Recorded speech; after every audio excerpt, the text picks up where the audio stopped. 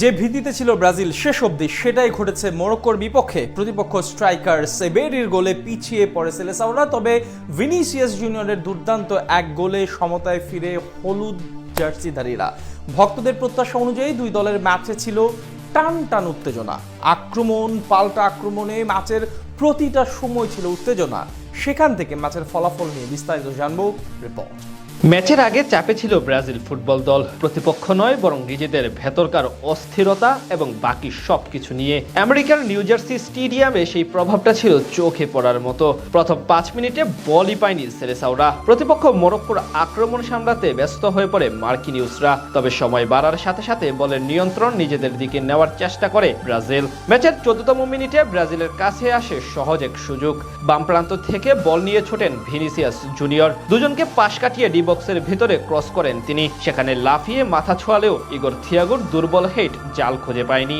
এরপর আরো দুটি আক্রমণ করে ব্রাজিল। সেখান থেকে একটি কর্নার কিক পায় সেলেসাওরা, তবে সেই কর্নারে উল্টো বিপদে পড়ে তারা। 21তম মিনিটে মাঝমাঠ থেকে ভুল পাসের সুযোগ নিয়ে বল পেয়ে যায় মরক্কো। সেখান থেকে ইব্রাহিম দিয়াচের বাড়ানো বল প্রতিপক্ষ গোলকিপারকে বোকা বানিয়ে প্রথম গোল করেন ইসমাইল সাইবেরি। এক গোলে পিছিয়ে পড়ে যেন টনক নড়ে ব্রাজিলের। যদিও 27তম মিনিটে নিজেদের সাইড থেকে বল নিয়ে দৌড়িয়ে দূরপাল্লার শটে আশরাফ হাকিমি ব্রাজিলের রক্ষণে কাঁপন ধরান, তবে বল চলে যায় গোলপোস্টের বাইরে দিয়ে। 2 মিনিট পর আরও একবার সুযোগ নষ্ট করেন এই পিএসজি তারকা। বিপরীতে 32তম মিনিটে বাম প্রান্ত দিয়ে ছুটে যান ভিনিসিয়াস জুনিয়র। প্রথমে এক টাচে ইবানিজের কাছে বল দেওয়ার পর তার থেকে বাড়ানো ফিরতি বলে ডিবক্সের ভেতরে দুজনকে পাশ কাটিয়ে দারুণ এক শটে গোল করে দলকে সমতায় ফেরান এই রিয়াল মাদ্রিদ ফরওয়ার্ড। এরপর প্রথমার্ধের বাকি সময়ে আরো কয়েকবার আক্রমণ পাল্টা আক্রমণে ম্যাচ জমে ওঠে। অতিরিক্ত সময়ের 2য় মিনিটে ডিবক্সের ভেতরে উল্টে গিয়ে দারুণ এক শট নিয়েছিলেন লুকাস পাকেতা, তবে মরক্কোর গোলকিপার ইয়াসিন বুনো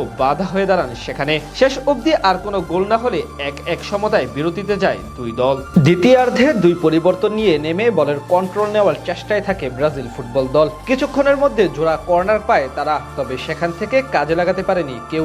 52তম মিনিটে ডিবক্সের ভিতরে সহজ সুযোগ পান ইগর থিয়াগো, কিন্তু তার শট রুখে দিয়ে মরক্কোকে বাঁচিয়ে দেন ইয়াসিন বুনো।